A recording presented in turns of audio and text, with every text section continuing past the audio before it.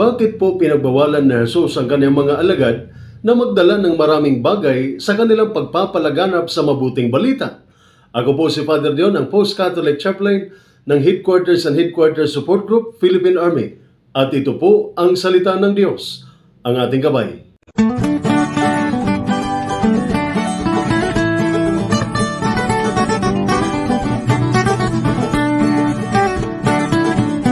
Ngayon po ay Thursday ng ika-4 na linggo sa karaniwang panahon at ang mabuting balita ng Panginoon ayon kay San Marcos. Papuri sa iyo, Panginoon. Tinawag niya ang 12 at sinugo sila ng 12. Sila ay binigyan niya ng kapangyarihang magpalayas ng masasamang espiritu at inatasan ng ganito: sa inyong paglalakbay, huwag kayong magdadala ng anuman maliban sa tungkod. Huwag kayong magdadala ng pagkain, supot o pera. Magsuot kayo ng sandalyas, ngunit huwag kayong magdadala ng bihisan. Sinabi rin niya sa kanila, sa isang bahay lamang kayo makituloy hanggang sa umalis kayo sa bayang iyon.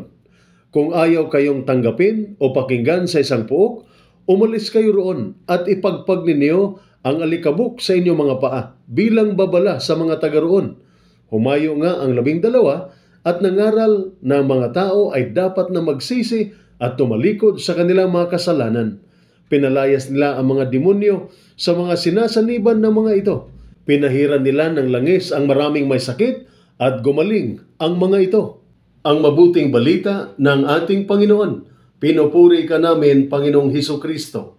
Itinuro na Jesus sa kanyang mga alagad na hindi masyadong magpakalulong sa mga bagay na material habang sila'y nagpapalaganap ng mabuting balita. Gusto niya na sila ay umaasa sa tulong ng Diyos at hindi sa mga makamundong bagay. Nais din niya ng kanyang mga tagasunod ay manatiling nakatuon at hindi madidistract ng maraming bagay habang kanilang ginagampanan ang kanilang misyon. Ang aral na ito ay napakahalaga para sa atin ngayon habang tayo'y naglalayon na babuhay sa Kristiyanong pamumuhay. Hindi natin dapat payagan ng mga ari-arian ang magkontrol sa atin dahil hindi nila tayo mabibigyan ng totoong kaligayahan. Madalas, ang mga makamundong bagay ay maaring makasagabal sa atin sa pagtupad ng ating mga espiritual at makadiyos na mga tungkulin. Hindi maipagkaila